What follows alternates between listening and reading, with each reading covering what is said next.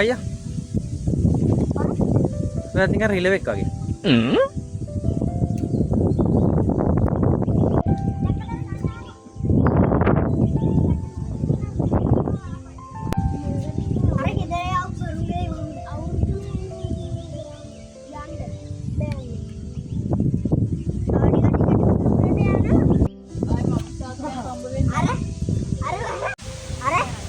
අර මැදේ කෙනා නිදි අර බලන්නකෝ ළඟට කරලා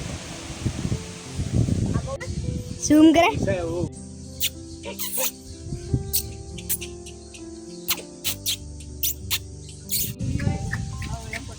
තාත්තේ වැටේ වැඩේ.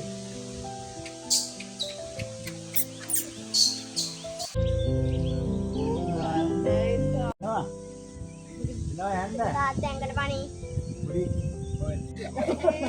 මට ෂුවර් නෑ. නෑ අපි හායි